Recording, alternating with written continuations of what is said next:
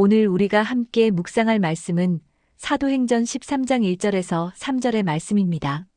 안디옥 교회에 있었던 예언자들과 교사들, 그리고 그들이 기도와 금식 가운데 성령의 음성에 순종했던 장면은 오늘 우리에게 교회란 무엇이며 믿음이란 무엇인지를 다시 묻게 합니다. 우리는 지금 이전과는 전혀 다른 시대를 살아가고 있습니다. 전 세계 곳곳에서 반복되는 기상이변은 더 이상 우연이나 일시적인 현상으로 설명하기 어려운 수준에 이르렀습니다. 이제는 지구온난화라는 말조차 부족해 보일 만큼 우리의 삶의 방식 자체가 한계에 다다랐다는 경고가 분명하게 울려 퍼지고 있습니다. 이러한 현실 앞에서 우리는 질문하게 됩니다. 과연 지금까지 살아온 방식 그대로 살아도 되는가? 우리의 문명, 우리의 신앙, 우리의 공동체는 이 위기를 감당할 준비가 되어 있는가? 병원에서 중대한 진단을 받았을 때 사람은 자신의 삶을 되돌아보게 됩니다. 그동안 중요하다고 여겼던 가치들이 순식간에 자리를 바꾸고 성공과 성취보다 관계와 사랑, 생명과 의미가 더 중요하게 다가옵니다. 지금 우리가 겪고 있는 이 시대적 위기는 문명 전체가 중병 진단을 받은 것과도 같습니다. 믿음이란 무엇입니까? 우리는 흔히 믿음을 교리의 동의나 종교적 확신으로만 생각합니다. 물론 그것도 믿음의 한 부분입니다. 그러나 성경이 말하는 믿음은 그보다 훨씬 더 근본적인 변화입니다. 그것은 세상을 바라보는 시선의 변화이며 삶의 중심이 이동하는 사건입니다.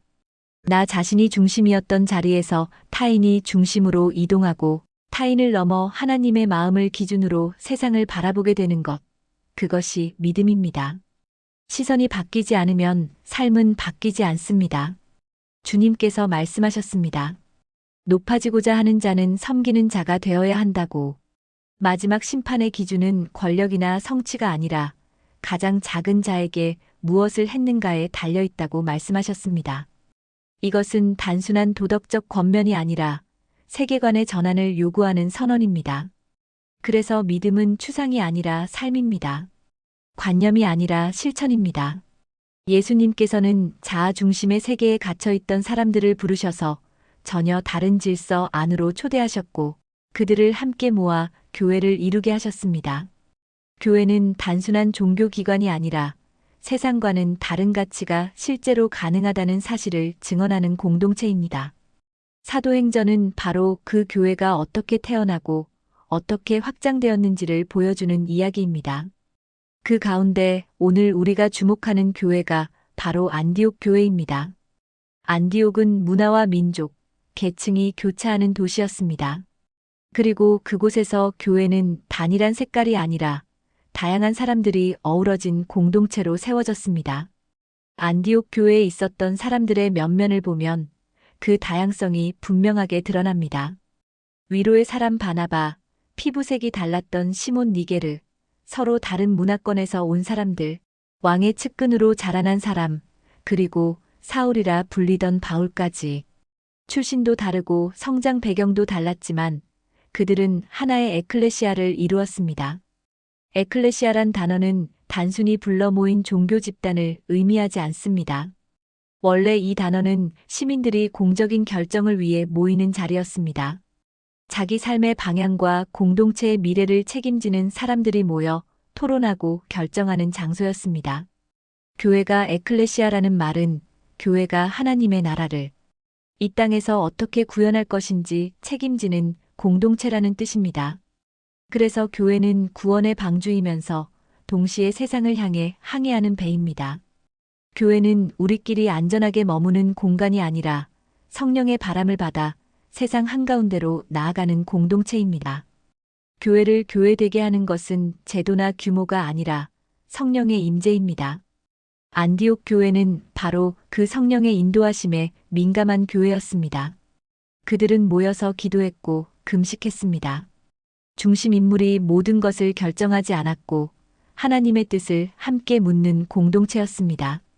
그리고 그 기도 가운데 성령께서 말씀하셨습니다. 바나바와 사울을 따로 세우라는 명령이었습니다. 그들은 모든 것을 계산하지 않았습니다. 성공 가능성을 따지지도 않았습니다.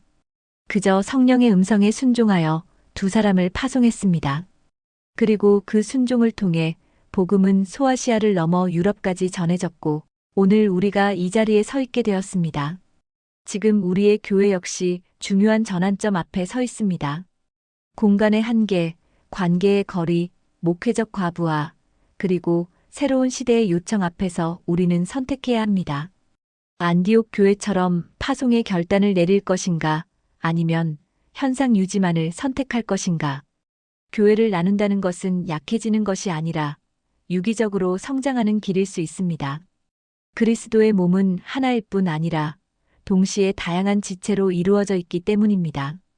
서로 다른 소명과 역할을 가진 공동체들이 연대하며 함께 하나님의 나라를 이루어 가는 것, 그것이 교회의 미래일 수 있습니다. 우리는 지금 새로운 여정을 시작하려 합니다. 성령의 바람을 읽고 덫을 펴고 다시 항해하려 합니다. 이것은 숫자의 문제가 아니라 존재의 이유에 대한 질문입니다. 교회가 왜 존재하는지, 무엇을 위해 세워졌는지를 다시 묻는 과정입니다. 오늘 한국 교회는 많은 비판과 실망 속에 놓여 있습니다. 그러나 그 한가운데서도 여전히 교회는 희망이 될 수 있습니다. 분열된 세상에 다리를 놓고 욕망으로 구축된 현실에 작은 틈을 내어 하늘의 빛을 들여오는 공동체가 될 수 있습니다. 주님은 지금도 교회를 부르고 계십니다.